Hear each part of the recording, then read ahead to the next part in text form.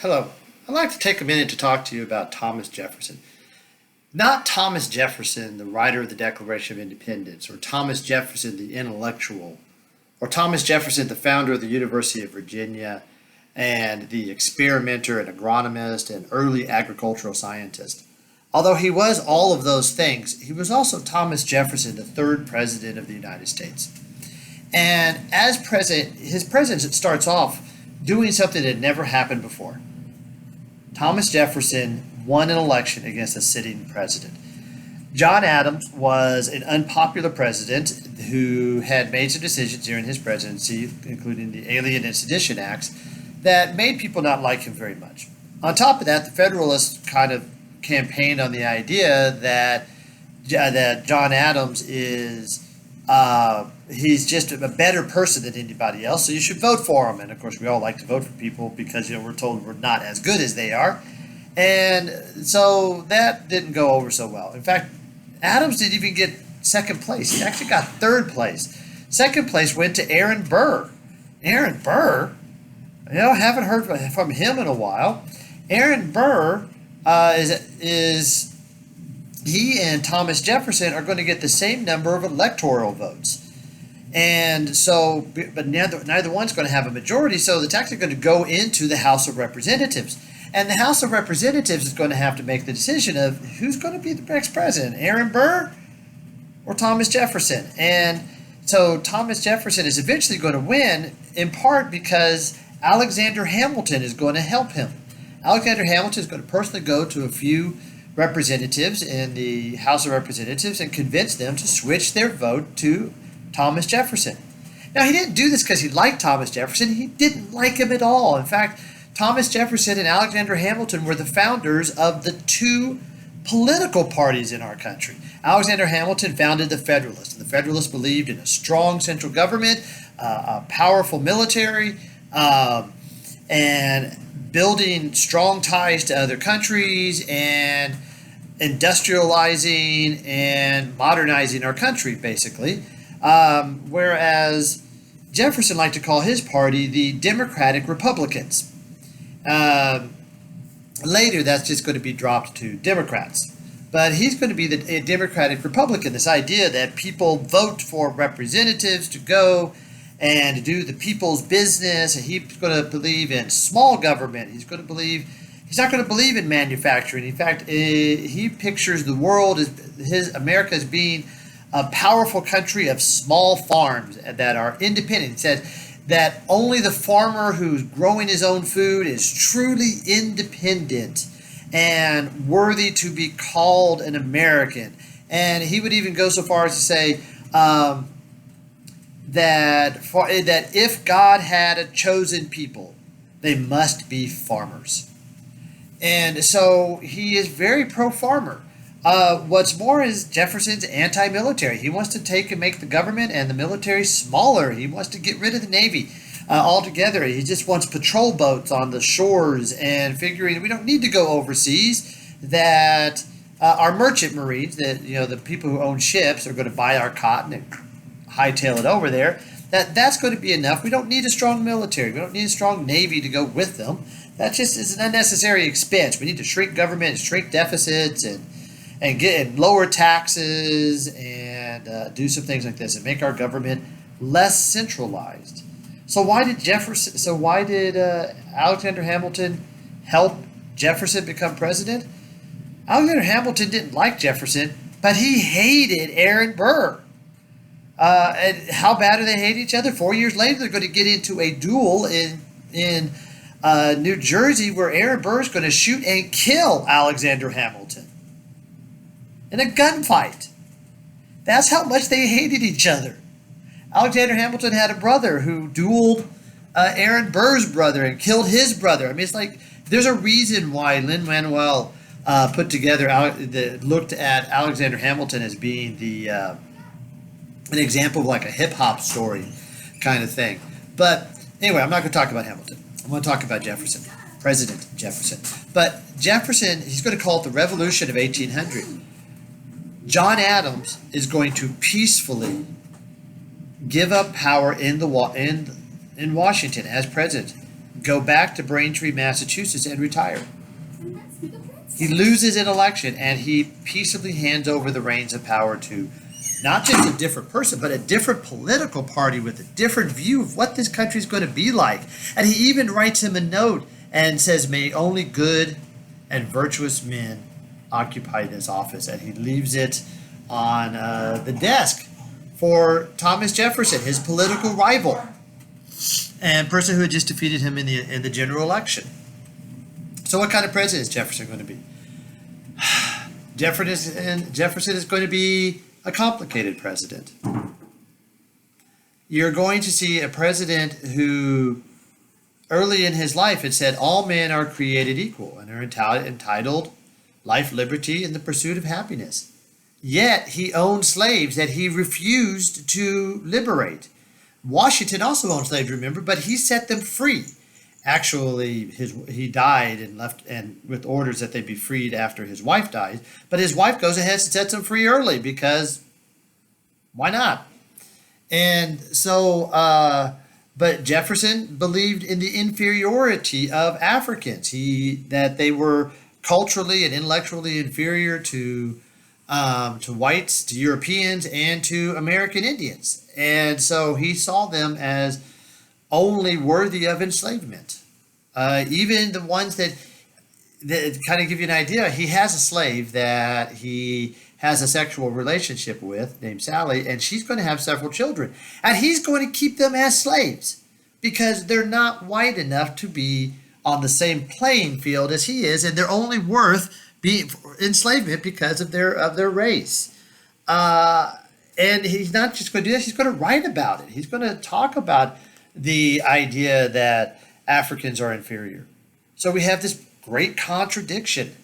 He's also going to have this huge contradiction in the role of government. He's going to sit there and go, all right, we need a small government. We're going to repeal taxes. We're going to get rid of our military. We're going to get rid of our Navy. And then he's going to double the size of our country, which is like the ultimate power grab for him.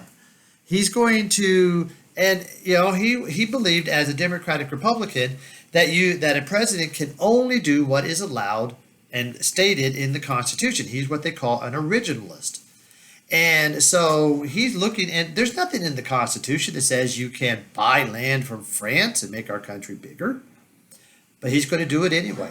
In 1803, he's going to make an attempt because farmers in the western part of the United States, which is still in the east of the Mississippi at this point, are growing cotton, and they're sending it down the Mississippi to the port of New Orleans, where the French are collecting taxes on it. And so Jefferson's going to come in. He's going to talk to Napoleon about, what would you think about just selling us the port of New Orleans? Okay, and Napoleon, who was in deep trouble financially, and there had been a recent slave revolt in Haiti, was like pushing the French out of Haiti. It's like, you know what? Maybe we're just going to give up on this whole New World colony thing. How would you just like to buy the whole thing? I'll just sell you all this territory for the same price you were going to pay for, about $15 million. And, and that's cheap. I mean, even by that term, if you were to convert that to today's term, that's still less than $500 million, making it one heck of a great land deal. Also of questionable legality. And it was interesting because Jefferson wants to treat the American Indians as allies and friends, and he wants to trade with them. But make no mistake, that's America's land. We bought it. It's ours. So we kind of have a little bit of a contradiction here. Treat the Indians nice, but make sure they know that they are now on American soil, and we are allowing them to stay on American soil because we are wonderful people. And so you have this major contradiction here. But this is a major expanse of federal power. How can a person who is so dedicated to small government and power of people do something so opposite of that? Another thing he's going to do is he's going to do an embargo. He's going to get really tired. The French were always causing problems, overtaxing American ships on their ports and charging them extra money to stay in their ports. And the English would occasionally come onto American ships and steal American sailors to put them in the British Navy, something called impressment. So the president says, you know what, fine, we're going to show that they need America, and we're just going to stop going to Europe. We're going to boycott Europe. And in all fairness, Europe did not notice that we were boycotting them, but the Americans did. And they're like, well, we can't get all the, so here we're raising stuff. Nobody wants to buy our stuff. Nobody, because we can't take it to Europe. Well, that happens to be where everybody's buying stuff. And all the things we want, we can't get anymore. So they're kind of unhappy about this. All right. So Americans, even though Jefferson wanted a country of small independent farmers, Americans, his policies are actually going to push us to industrialize faster than we probably would have done so. To produce European style goods, we're actually going to invent something called the American system of interchangeable parts, where instead of like if you're building a gun where the barrel would have to be built and then the butt and then the firing mechanism and the pins and the hammer and all these other parts. I'm not a gunsmith, so and they'd all have to be handmade and handcrafted to fit together. A guy by the name of Eli Whitney is going to come along and says, no, forget all that. We're just going to make every butt exactly the same, every barrel exactly the same, every firing pin exactly the same, every hammer exactly the same. So you can literally take the firing mechanism from one rifle and put it on another one, and they are interchangeable parts. And that's going to revolutionize. America's all of a sudden, we're going to start producing our own stuff using the American system. Another thing that's going to happen during his presidency is that Eli Whitney is a prolific guy. He's going to invent something that's going to change history. And that is, Eli Whitney is going to invent the cotton gin.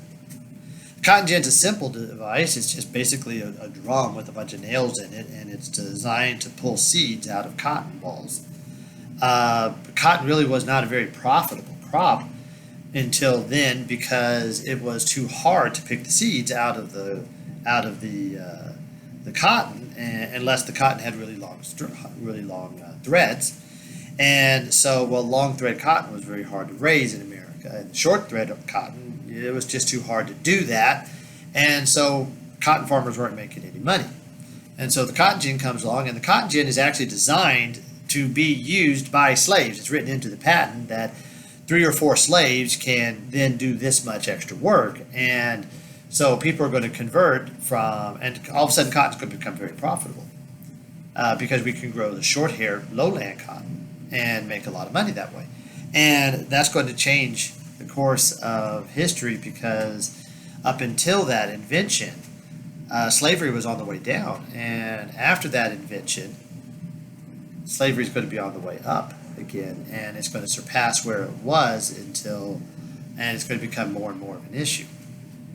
So this idea that we're not going to industrialize, Jefferson kind of shoots himself in the foot with that, and with his policies, and forces us to industrialize faster.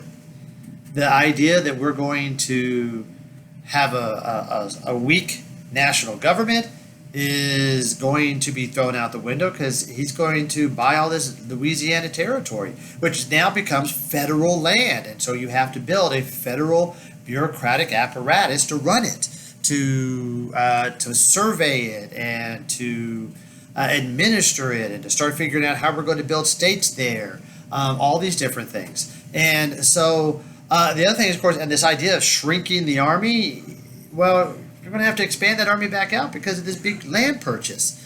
And the Navy, well, you're ready to get rid of all your ships, but now pirates are stealing our ships off the coast of Tripoli, and so you're going to have to reverse course there. And so he starts off as a Democratic Republican, but the truth is he acted more like a Federalist. Jefferson, what a contradiction. Another thing that's going to happen is Jefferson's going to have a Secretary of State by the name of James Madison. And James Madison is going to become the next president. And and Jefferson and Madison, you may remember James Madison as being the primary architect of the United States Constitution. And he and Jefferson were good friends, and even though they disagreed on a couple things politically, including the Bill of Rights, um, they are going to maintain a close enough friendship that he's going to make Madison his Secretary of State, and then that Secretary of State is going to become the next president. Well, James Madison is going to be president during our first war as a country. He's going to be president during the War of 1812. And Jefferson's legacy is going to stretch on, and this is why I include Madison in this video. Madison didn't really probably want to fight the War of 1812, but kind of felt like he had to do it because the English were not meeting their treaty obligations under the Treaty of Paris, and they were doing things like they were stopping American ships in the middle of the Atlantic or in British ports or even French or Danish ports or wherever they happened to be, going on their ships and stealing American soldiers, what they call policy they called impressment. This is eventually going to reach a head where the United States is going to declare war on England to get them to meet their treaty obligations. Now, and we're actually going to win this, although it's there's going to be a couple of times. For example, the British are going to burn Washington, D.C. down to the ground, and we're going to have to rebuild the White House because of that. And Madison's going to have to flee. But a lot of it was a naval war, so we have to expand the Navy. And so all these things are going on. And but Madison is going to continue those policies. By the way, the War of 1812 does give rise to a couple interesting things, including the national anthem, the Star-Spangled Banner, because the British were bombing Fort Sumner, and they bombed it all night, and with rocket fire.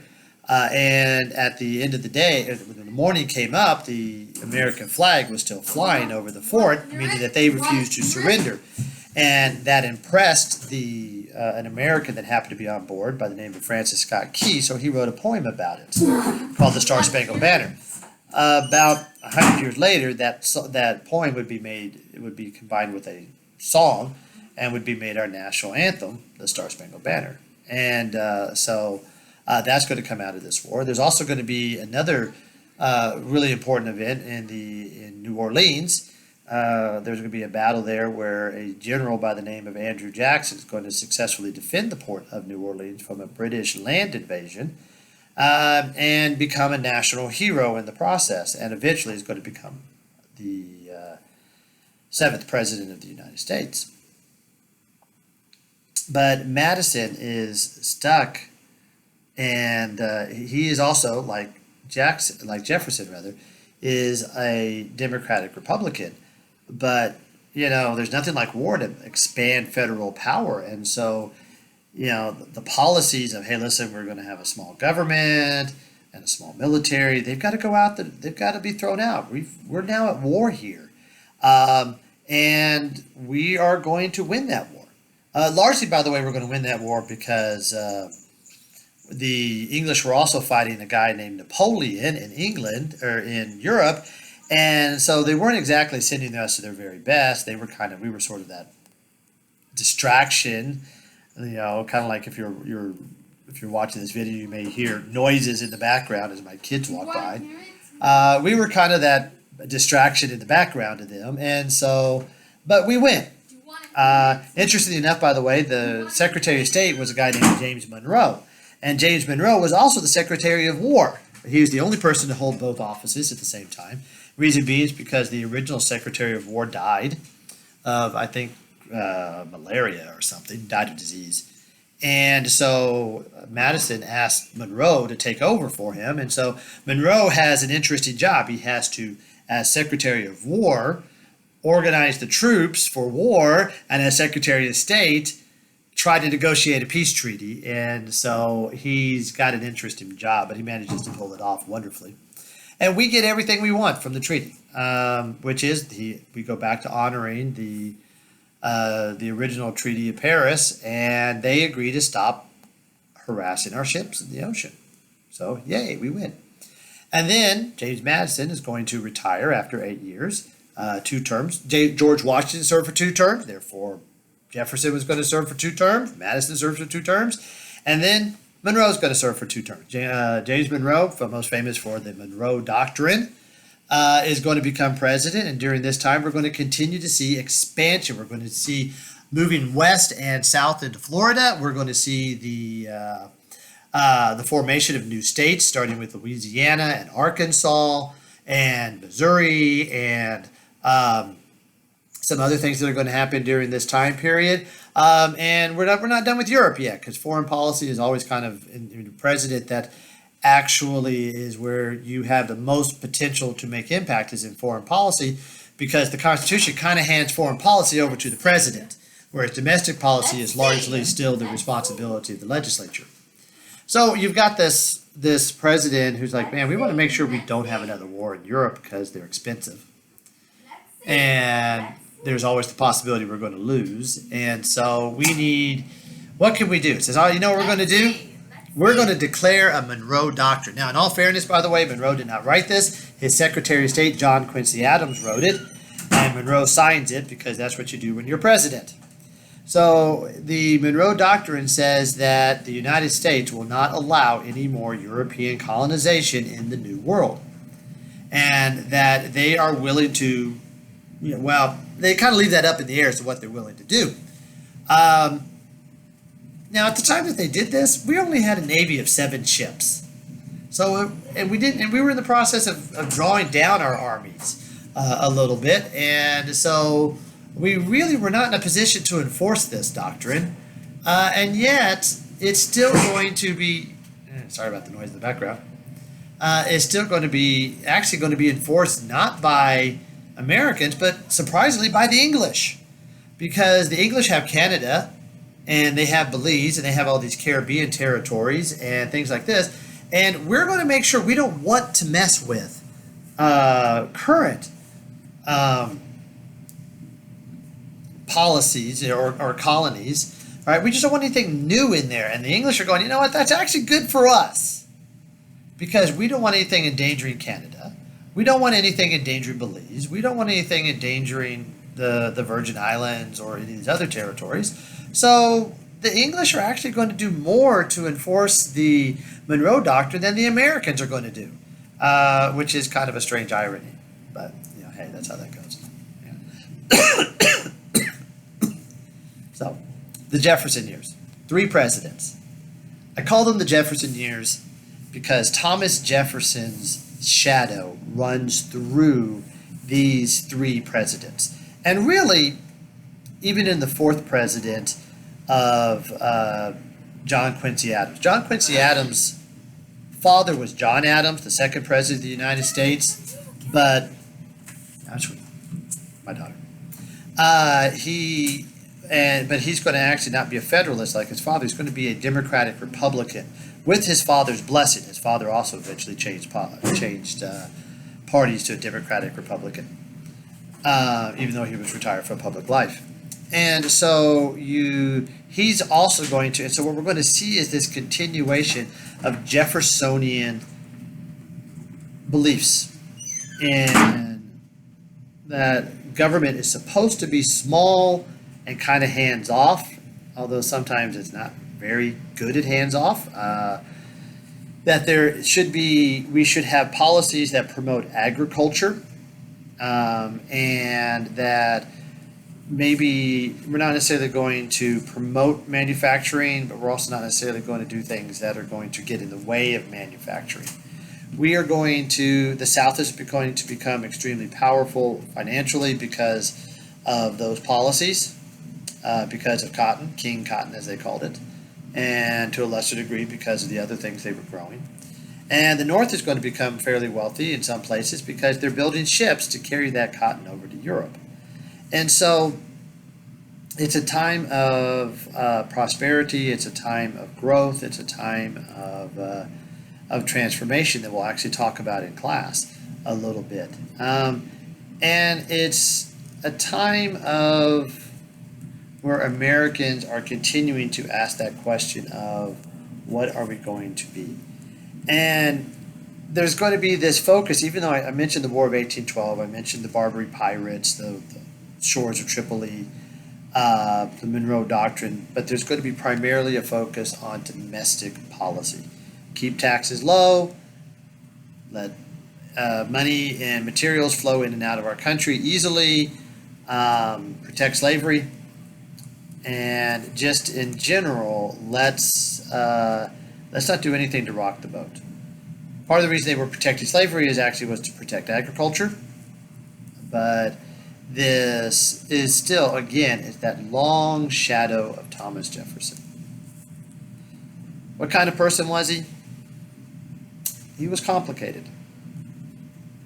I think when he wrote the words, all men are created equal, I think he believed them. And I think he believed them all through his life. But I think that maybe he defined men differently. And so he didn't see, well, he saw, for example, American Indians as being men. He didn't see Africans as being men. He wants agriculture, but he accidentally promotes manufacturing. He wants a small government, and we're going to end up expanding our country and expanding our government larger than it had been before. He wants a small military, but his policies are going to lead us into war, which is going to cause the expansion of the military. And so the Jefferson years are going to be years of contradiction. We'll talk about it when we get to class. Until then, I hope you have a good evening.